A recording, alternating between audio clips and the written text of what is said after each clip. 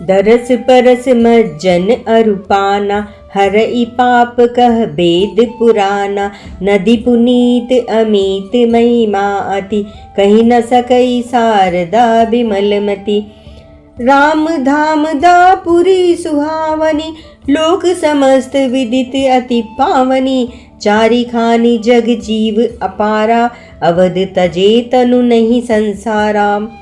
सब विधि पुरी मनोहर जानी, सकल सिद्धि प्रद मंगल खानी। विमल कथा कर किन्ने आरंभा, सुनत न साहि काम मद दंभा। रामचरित मानस यही नामा, सुनत श्रवण पाई विश्रामा। मन करी विषय अनल बन जरई, होई सुखी जो यही सर परई। रामचरित मानस पुनि भावन, पीर जेउ शंभु सुहावन पावन। त्रिविध दोष दुख दारिद दावन, कलि कुचाली कुली कलुष न सावन। रचि महेश निज मानस राखा, पाई सुस्मऊ शिवासन भाषा।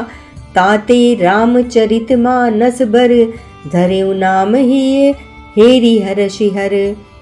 कहूँ कथा सोई सुखद सुहाई, सादर सुनहु सुजन मन लाई।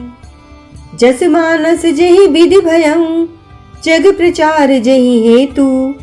अब सोई कहूँ प्रसंग सब, सुमेरु उमा वृष केतु। लखन सिया रामचंद्र पद जय शरणम। सिया राम सिया राम सिया राम। वेद पुराण कहते हैं कि श्री सरयू का दर्शन, स्पर्श, स्नान और जलपान पापों को हरता है।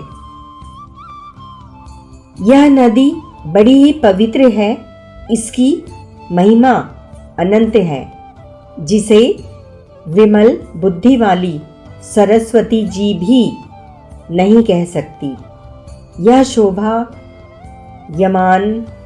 यह शोभायमान अयोध्यापुरी श्री रामचंद्र जी के परम धाम की देने वाली है। सब लोकों में प्रसिद्ध है और अत्यंत पवित्र है। जगत में 4 खानी के अनंत जीव हैं। इनमें से जो कोई भी अयोध्या जी में शरीर छोड़ते हैं, वे फिर संसार में नहीं आते। जन्म मृत्यु के चक्कर से छूटकर भगवान के परम धाम में निवास करते हैं।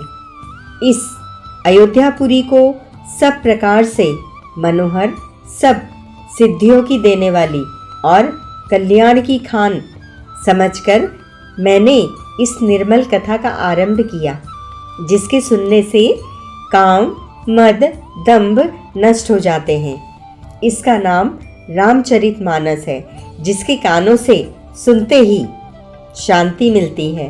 मन रूपी हाथी विषय रूपी दावानल में जल रहा है, वह यदि इस रामचरितमानस रूपी सरोवर में आ पड़े तो सुखी हो जाए। यह रामचरितमानस मुनियों का प्रिय है।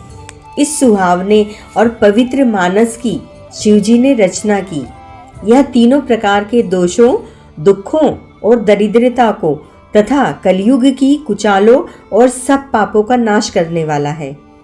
श्री महादेव जी ने इसको रचकर अपने मन में रखा था और सुअवसर पाकर पार्वती जी से कहा।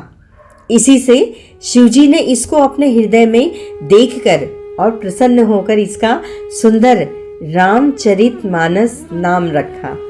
मैं उसी सुख देने वाली सुहावनी राम कथा को कहता हूँ।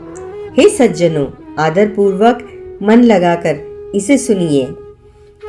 यह रामचरितमानस जैसा है, जिस प्रकार बना है और जिस हेतु से जगत में इसका प्रचार हुआ, अब वही सब कथा में श्री उमा महेश्वर का स्मरण करके कहता हूँ। जय श्री राम।